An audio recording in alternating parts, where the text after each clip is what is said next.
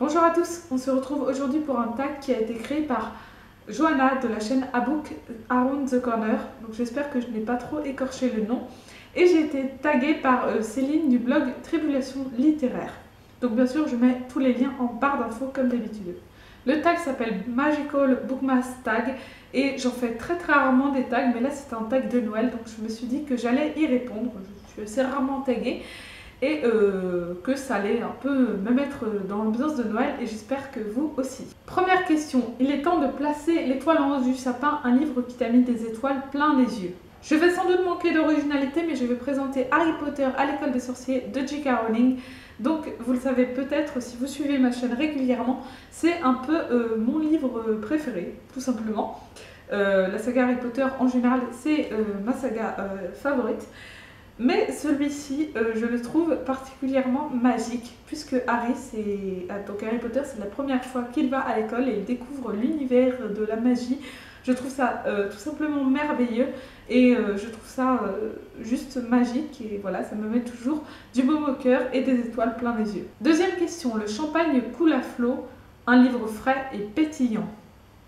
Je ne lis pas énormément de livres frais et pétillants, donc c'est un petit peu compliqué de choisir, mais j'ai choisi de vous présenter Les Petites Reines de Clémentine Beauvais.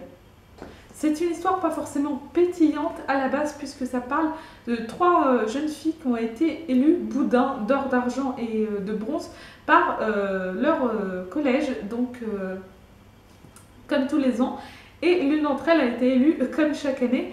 Et au final, ces trois jeunes filles vont apprendre à se connaître à travers ça et vont décider de mener une action pour aller toutes les trois à l'Elysée et pour pouvoir payer leur voyage. Donc elles vont y aller à vélo de leur petit bled jusqu'à l'Elysée pour le 14 juillet. Et donc elles vont vendre du boudin en chemin, donc c'est un petit peu ironique du coup.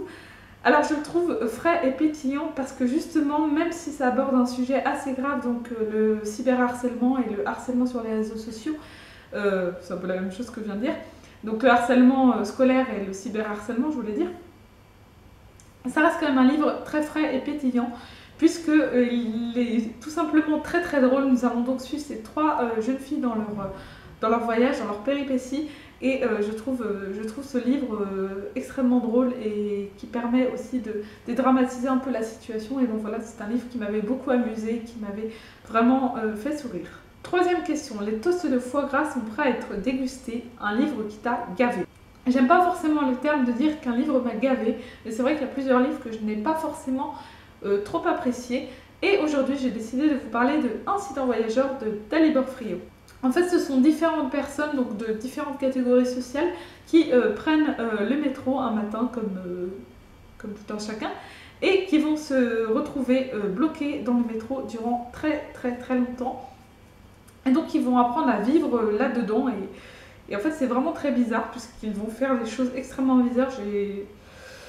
C'est très surprenant comme livre, c'est un livre que je n'ai jamais réussi à conseiller à qui que ce soit parce que c'est vraiment très particulier, donc c'est plutôt dans le genre science-fiction, etc. Puisqu'ils vont réussir à vivre sans manger, sans boire, etc. Ils vont faire plusieurs choses pour pouvoir vivre sans manger, sans boire. Donc c'était une bonne idée à la base, vraiment j'avais beaucoup aimé l'idée de base, mais je n'ai pas aimé ce livre, je n'ai pas accroché, j'ai vraiment beaucoup de mal à aller jusqu'au bout. Quatrième question, les escargots crépitent dans le four, un livre qui ne fait pas l'unanimité. Je préfère vous présenter un livre que j'ai bien aimé pour ma part, mais qui a tout de même été un petit peu critiqué.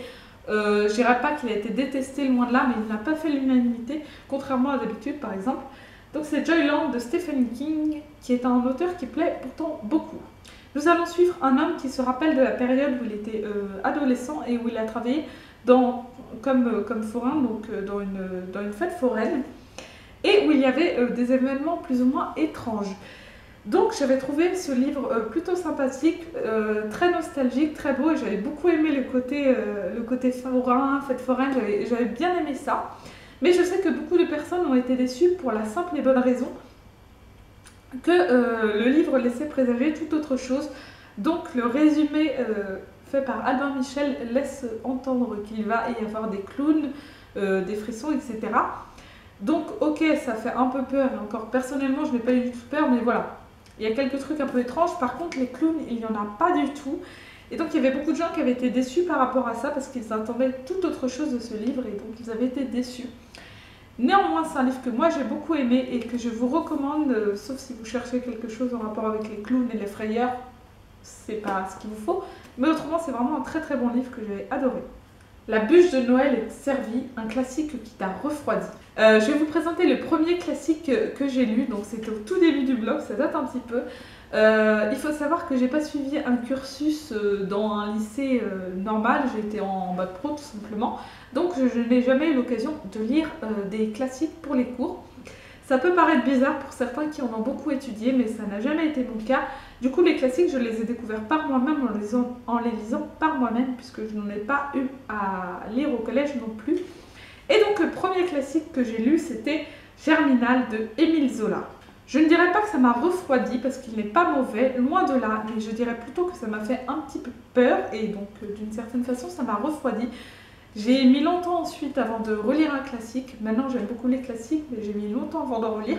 Et depuis, donc ça fait quand même un petit moment, c'était en 2012, je n'ai pas lu un seul autre livre d'Émile Zola, tout simplement parce que j'ai un petit peu peur. J'avais bien aimé ce livre, je me rappelle que j'avais trouvé l'histoire très intéressante, donc il parle des ouvriers, des mines, etc.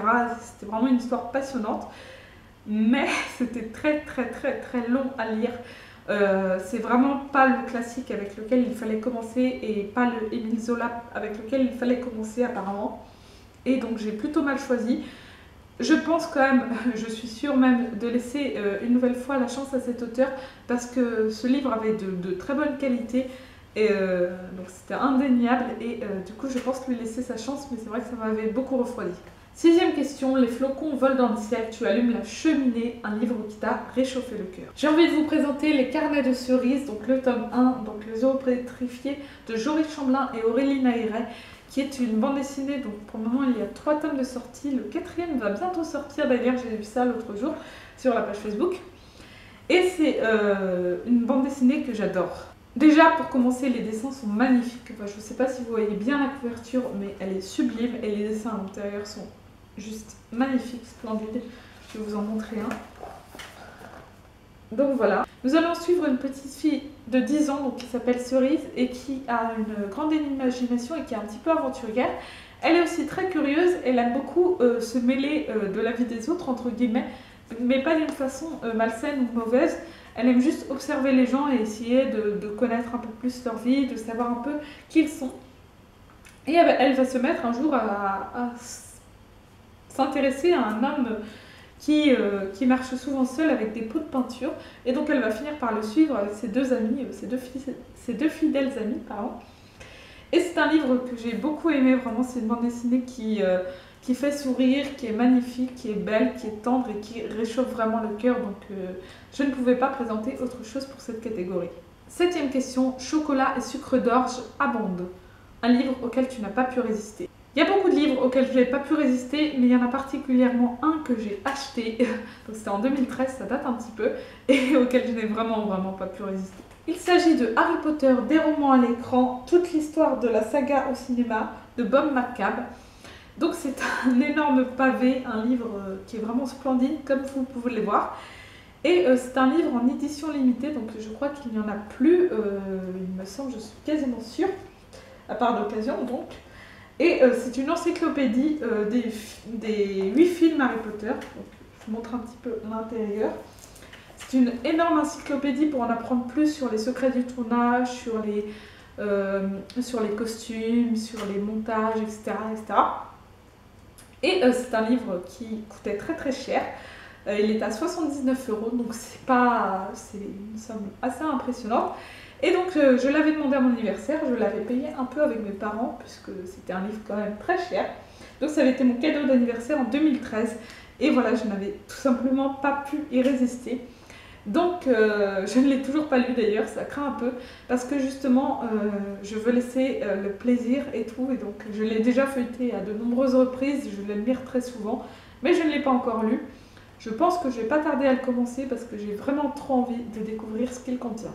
Huitième question, il faut aller se coucher, un livre qui t'a empêché de fermer l'œil de la nuit. Ça m'a pas vraiment empêché de fermer l'œil de la nuit, mais quand j'y repense, c'est vrai que parfois je suis un petit peu, j'ai un petit peu les pétoches, vous voyez. Et donc parfois, ouais, j'ai un petit peu les pétoches quand j'y repense. Il s'agit de Shining de Stephen King, donc vous en avez très certainement entendu parler à de nombreuses reprises. Je n'ai pas vu le film, mais il suffit que quelqu'un me fasse Red Rum, Red Rum. Et en ayant juste vu des images du film et en ayant lu le livre, j'ai peur et après je suis en train de flipper toute seule. Je déteste quand on me fait ça, je déteste ça parce que j'ai l'impression que je vais faire des cauchemars toute la nuit et je sais que je vais avoir du mal à m'endormir. Donc le soir où je l'ai lu, j'ai pas eu du tout de mal à m'endormir, mais en y repensant, ça me fout les pétaches, c'est assez bizarre. Et bon, vous connaissez peut-être l'histoire de Shining, donc c'est une famille, les Torrance, qui vont aller dans un château pour la période hivernale, puisque Jack, le père, doit être le gardien du château, en fait, doit travailler en tant que gardien du château. Et le petit garçon, Danny, a un certain pouvoir et va rapidement se rendre compte que le château est plus ou moins hanté. Donc c'est un livre quand même assez effrayant, mais après c'est vraiment un super livre. C'est dans mon top 2 de Stephen King et il fait même partie de mes livres préférés. Donc j'ai beau avoir très peur quand j'y repense, j'ai adoré ce livre. 9e question, le Père Noël est passé, les cadeaux sont prêts à être déballés. Quel livre figure en haut de ta wishlist? C'est un petit peu dur de choisir puisque j'ai très envie d'avoir la version illustrée des Harry Potter. Mais comme je sais que je ne la lirai pas tout de suite puisque j'ai relu Harry Potter il y a peu, je pencherai plutôt pour Lucy in the Sky de Pete Fromm aux éditions Galmester pour la simple et bonne raison que c'est une maison d'édition que j'adore, un auteur que j'adore et un résumé qui me fait très envie. Donc il coûte tout de même 24 €, je crois, un truc comme ça, enfin plus d'une vingtaine d'euros, donc il est assez cher. Et c'est vrai que j'ai très envie de le lire. Donc j'espère l'avoir à Noël, on verra bien, je croise les doigts. Mais pour le moment, ouais, c'est un petit peu celui-ci qui figure en haut de ma wishlist, même s'il y en a plein d'autres qui me tentent. La 10e question, je ne vais pas vraiment la faire puisque c'est partage la magie de Noël, tag un maximum de personnes. C'est pas que j'ai pas envie de partager la magie de Noël, loin de là, c'est juste que je sais jamais qui taguer, je suis nulle pour taguer les gens et je n'aime pas forcément le faire. Donc du coup je vous invite tous et toutes, si vous avez un blog ou une chaîne YouTube, à reprendre ce tag si jamais vous en avez envie. N'oubliez surtout pas de citer la chaîne de Johanna qui a créé ce tag. En tout cas c'est un tag que j'ai bien aimé, je l'ai trouvé très sympathique, ça permet de se remémorer des livres qu'on a appréciés et peut-être d'en faire découvrir. Donc voilà, je vous souhaite à tous de très bonnes fêtes de fin d'année et j'espère que vous lirez encore plus de livres l'année prochaine et j'espère que vous allez vous régaler et avoir plein de cadeaux et offrir plein de cadeaux et passer de super moments à Noël et aux fêtes de fin d'année. Je vous dis à la prochaine, salut!